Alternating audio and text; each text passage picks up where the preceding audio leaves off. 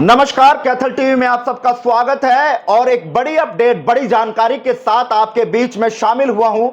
कल कैथल में एक बड़ी दुखद और एक बड़ी वारदात जो है वो देखी गई थी। दो नाबालिग प्रिंस और अरमान की गला रेत कर हत्या का मामला सामने आया था, जो गांव बरटा के रहने वाले थे। लेकिन क्यों अरमान और प्रिंस की हत्या हुई, उसमें एक बड़ा खुलासा जो है चौंकाने वाला वो सामने आया है।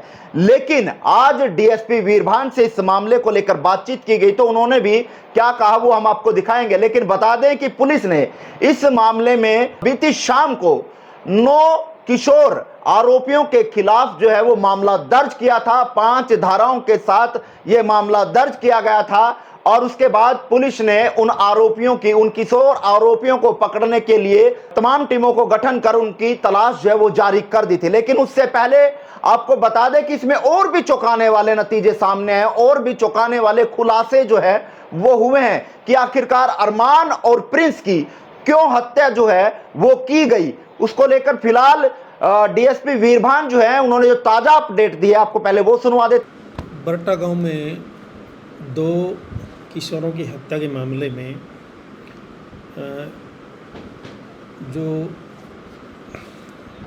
किशोर जिन्होंने मारपीट करके उन किशोरों की हत्या की है, उनको काबू करके नियमानुसार निरुद्ध करवाया जा चुका है और आगे उसकी गहराई से तफ्तीश करके कोई अन्य व्यक्ति की संलिप्तता पाई गई तो उसके खिलाफ भी कानूनी कार्रवाई की जाएगी। कितने आरोपी शामिल थे सर? आरोपी नहीं कहेंगे, किशोर, उसमें किशोर पर ही मतलब आरोप है। और उन 9 किशोरों में से 7 किशोर वेरीफाई हो चुके हैं, 2 की अभी तफ्तीश करनी बाकी है। उनका रोल क्या है आगे तफ्तीश में सामने आएगा। तो हत्या का कारण बच्चे, स्कूल पढ़ने वाले सारे बच्चे हैं, 15-16 साल के। कोई 10th में पढ़ता है, कोई +1 में पढ़ता है, कोई 8th में पढ़ता है। तो उनका आपस में ही अपने गांव में लड़कियों के साथ कोई या टोंट कसने के बारे में रंजिश थी, जिसके कारण इन बच्चों ने इकट्ठा होकर के इन दोनों किशोरों की हत्या की। हत्या कैसे की? बुला के लेके गए या पहले उन बच्चों ने आपस में सलाह मशवरा किया एक जगह बैठ के, और फिर वो घटनास्थल पर गए और एक लड़के को उन्होंने तैयार किया कि तो उन दोनों को लेके आना। वो मोटरसाइकिल से दूसरे दोनों लड़कों को उस जगह पे पार्टी के बहाने या कुछ भी बहाना बना करके ले आया और वहाँ जा कर के उन्होंने उनके साथ मारपीट की। और उस मारपीट के दौरान जो गहरी चोटें आई, जो लोहे की रॉड, मतलब एक चैन सेट है जो मोटरसाइकिल का होता है, उसके साथ दोनों के सिरों पे हेड इंजरी है, जिसके कारण उनकी मौके पर मौत हो गई। हत्या ही मकसद था या कोई चोट वगैरह पहुंचाना मकसद? मकसद तो उनका हत्या ही था। जब इतने खतरनाक हथियार लोहे की रॉड हैं तो मकसद तो मारने का ही था। तो सुना आपने डीएसपी वीरभान ने क्या कुछ इस डबल मर्डर मामले में जो है वो जानकारी दी। लेकिन अब जानकारी मैं आपको जो देने जा रहा हूं, जो इसमें एफआईआर दर्ज हुई, जो रोहतास है बरटा के प्रिंस के पिताजी, उन्होंने जो शिकायत दी, उस शिकायत में बहुत चौंकाने वाले खुलासे जो है वो सामने आए हैं।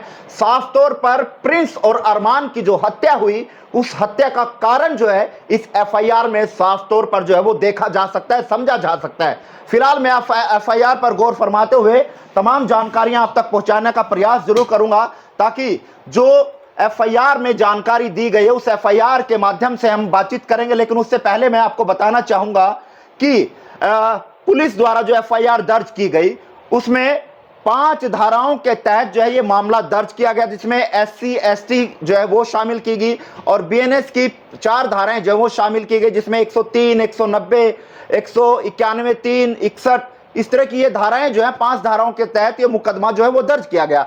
लेकिन 9 आरोपी जो किशोर हैं, जो नाबालिग है, उनके नाम मैं आपको बता दूं वो कौन लोग थे जिनके खिलाफ, जिनके जो आरोपी है किशोर हैं, उनके नाम मैं आपको बता दूं जिन पर आरोप थे, जिन्होंने इस हत्या को, इस साजिश को रचा था। उसमें कृष जो है पुत्र दिलबाग, अरमान उर्फ मानी पुत्र बलवान, अनिरुद्ध उर्फ कालू पुत्र राकेश, अंकुश पुत्र कृष्ण, शैलेंद्र पुत्र बलजीत, अंशुमन पुत्र पवन, विकास पुत्र लखविंदर, राहुल पुत्र रामनिवास और हिमांशु पुत्र बलबीर। ये 9 वो लोग हैं जो नाबालिग हैं जिन्होंने इस वारदात को अंजाम दिया था।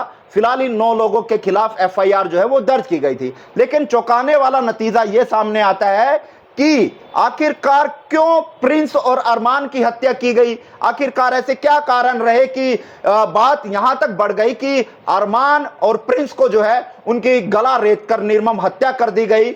मासूम थे।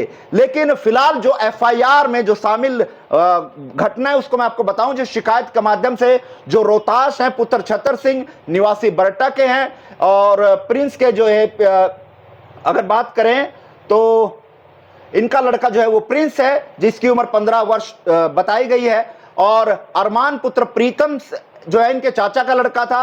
और इसके अगर बात करूं तो करीब जिस तरह से इस एफआईआर में हम बातचीत कर रहे हैं तो करीब 3 से 4 दिन पहले जिन व्यक्तियों के जिन किशोर आरोपियों के नाम इस एफआईआर के अंदर शामिल हैं उसमें कृष पुत्र दिलबाग सिंह जो गांव बरटा के हैं और अरमान उर्फ मानी जो पुत्र बलवान है, ये भी बरटा गांव से ही है। इन्होंने 3-4 दिन पहले रोहताश के घर आकर जो है प्रिंस और अरमान को लेकर जो है वो इनके बारे में बतलाया था और बताया था कि ये दोनों प्रिंस और अरमान जो है वो कहीं ना कहीं छेड़खानी जो है इनकी बहनों के साथ जो है वो करते थे। लेकिन साफ तौर पर अगर बात करूं तो उसके बाद 18 तारीख की शाम को प्रिंस और अरमान घर से निकलते हैं घूमने के लिए, लेकिन घर वापस नहीं लौटते। जैसे ही 19 तारीख की सुबह होती है अरमान और प्रिंस की डेड बॉडी बरटा और धनौरी के बीच पड़ने वाली जो ड्रेन है वहां पर पाई जाती है। इसके बाद पुलिस मौके पे पहुंचती है और तमाम टीमें जो है वो मौके पे पहुंचती है, जांच करती हुई नजर आती है। लेकिन खुलासा ये हुआ है कि एक लड़की के कारण जो है अरमान और प्रिंस को जो है वो मौत के घाट उतारा गया था, क्योंकि बताया जा रहा है इस एफआईआर के अंदर कि वो छेड़खानी करते थे जिसके कारण जो तमाम आरोपी हैं उनके द्वारा जो है इस वारदात को अंजाम दिया गया। कहीं ना कहीं ये एक लड़की से जुड़ा हुआ मामला है। लेकिन फिलहाल पुलिस तफ्तीश करती हुई नजर आ रही है और पुलिस लगातार कार्रवाई करती हुई नजर आ रही है और 7 आरोपियों को फिलहाल पुलिस द्वारा जो है वो सुधार घर में जो है वो भेज दिया गया है। लेकिन एक चौंकाने वाला खुलासा साफ तौर पर एफआईआर के अंदर देखा गया है कि एक लड़की जो मौत का कारण बनी है प्रिंस और अरमान का, क्योंकि वो उनके साथ छेड़खानी करते थे। जैसा कि एफआईआर में रोहताश ने अपनी शिकायत के द्वारा दिया गया है कि 3-4 दिन पहले कृष और अरमान और मानी वो पहुंचे थे और उन्होंने जो है इनको घर वालों को सचेत किया था कि अगर इस तरह की हरकतें ये दोबारा करेंगे तो इनका अंजाम जो है इनको भुगतना पड़ेगा, जिसको लेकर अंजाम जो है वो साफ तौर पर सामने देखने को मिला है। लेकिन जो सबद एफआईआर के अंदर थे वो एफआईआर के अंदर जो लिखी हुई कहानी है या दी हुई शिकायत है, ये वो शब्द है, ये हमारे कैथल टीवी के या मेरे शब्द नहीं है।